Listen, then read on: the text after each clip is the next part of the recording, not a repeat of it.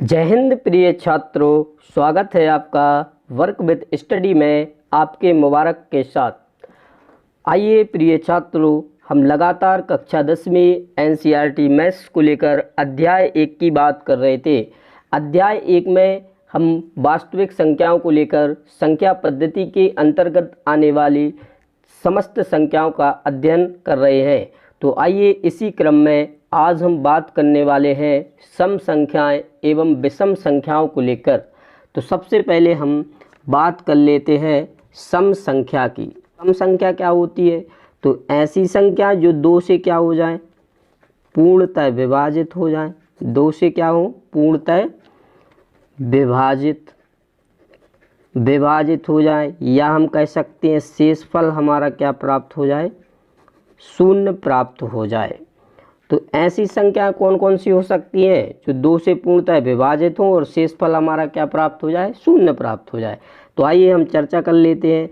जैसे एक की बात करें तो एक हमारी क्या सम संख्या होगी या नहीं होगी? तो हमने क्या बोला, दो से पूर्णतः विभाजित हो, तो एक में तो हमारा भाग जाएगा ही नहीं, तो एक हमारी सम संख्या नहीं होगी। अब बात करते हैं हम दो की।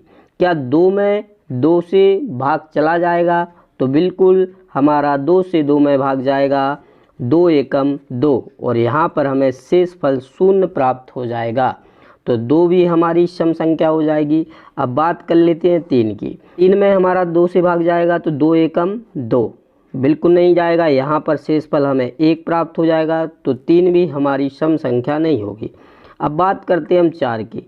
क्या चार में हमारा दो से भाग जाएगा? तो दो एकम दो, दो दूनी चार, बिल्कुल चार भी हमारी क्या हो जाएगी, सम संख्या, क्योंकि हमें यहाँ पर शेषफल शून्य प्राप्त हो रहा है। इसी प्रकार अगर पाँच की बात करें तो पाँच में अगर हम भाग देंगे दो से, तो दो दूनी चार, यहाँ पर भी हमारा शेषफल क्या बच गया, एक, तो ये भी हमारी सम संख्या नहीं होगी। अब बात करें अगर छः की।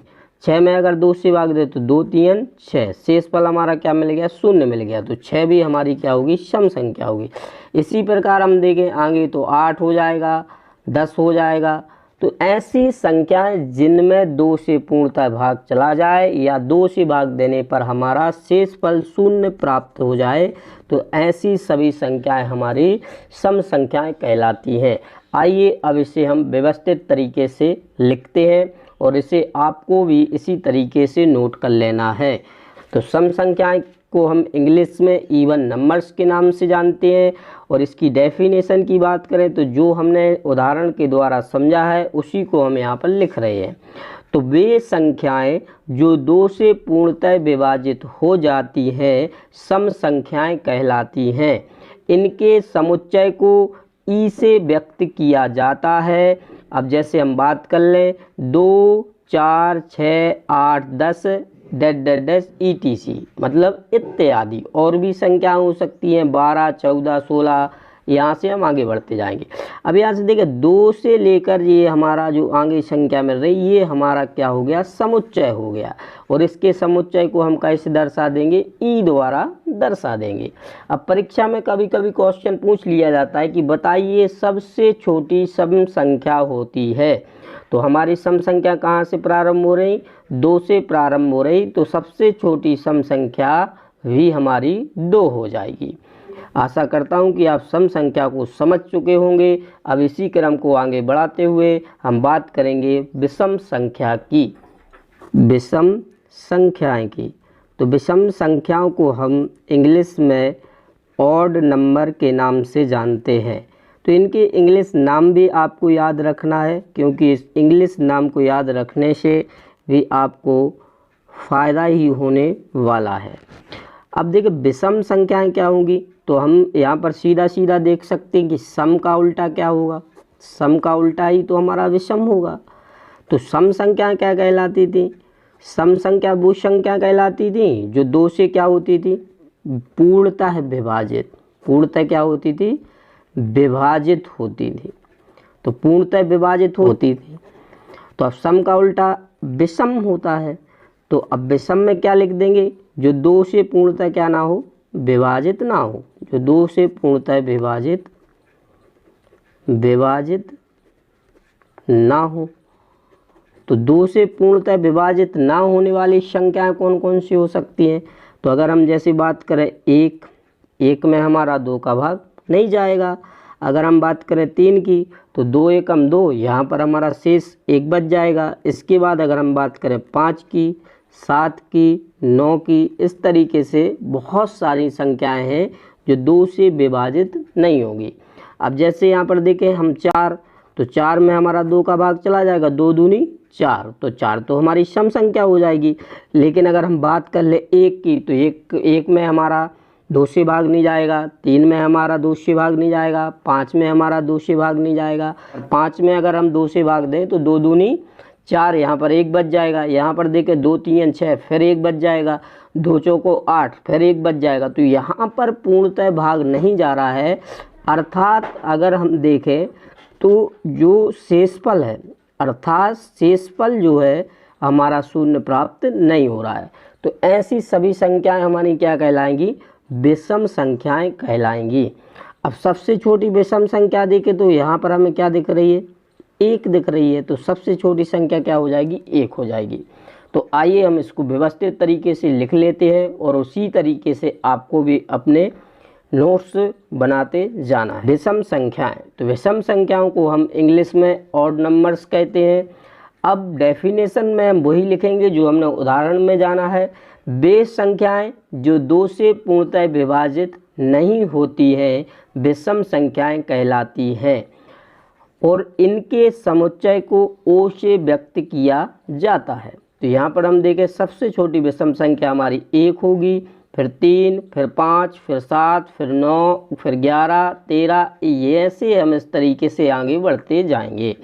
अब 1 से लेकर हम आगे बढ़ते हुए संख्याएं लिख रहे हैं तो ये इसका समुच्चय हो गया। इसके समुच्चय को अंग्रेजी की कैपिटल अक्षर ओ द्वारा हमने व्यक्त कर दिया। अब यहाँ पर परीक्षा में क्वेश्चन आपसे पूछा जाएगा कि बताइए सबसे छोटी विषम संख्या क्या है। तो इसके पहले ही हम चर्चा कर चुके हैं, विषम संख्या हमारी 1 से प्रारंभ हो रही।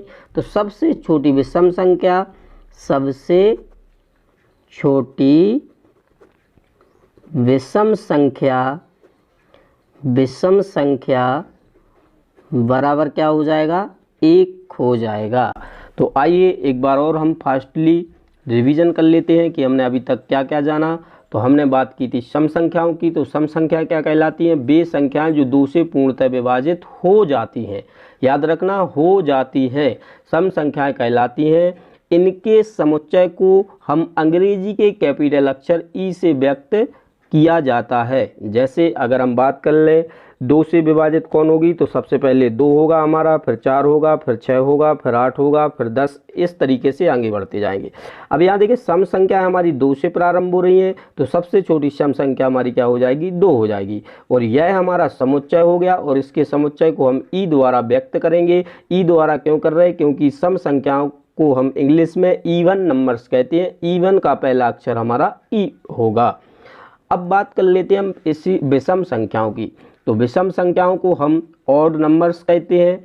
ऑड नंबर्स क्या कहलाते हैं? तो वे संख्याएं जो 2 से पूर्णतः विभाजित नहीं होती है। याद रखना, सम का उल्टा क्या होगा? विषम। तो सम मतलब 2 से पूर्णतः विभाजित होती है और जो 2 से पूर्णतः विभाजित नहीं होती है तो वो विषम कहलाएंगी, विषम संख्याएं कहलाती है। इनके समुच्चय को ओ से व्यक्त किया जाता है। जैसे अगर हम बात कर लें तो सबसे छोटी विषम संख्या क्या होगी? 1 ही होगी, क्योंकि 1 में तो हमारा 2 का भाग नहीं जा रहा है। फिर इसके बाद 3 हो जाएगा, 5 हो जाएगा, 7 हो जाएगा, 9 हो जाएगा और इस तरीके से हमें एक समुच्चय मिलेगा और इसके समुच्चय को हम अंग्रेजी के कैपिटल अक्षर ओ द्वारा व्यक्त करते हैं।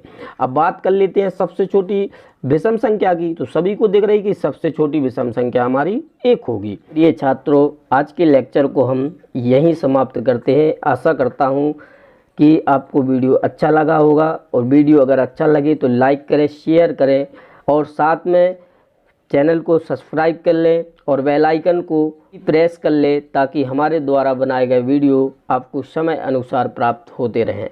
Thank you, all of you. जय हिंद, जय भारत।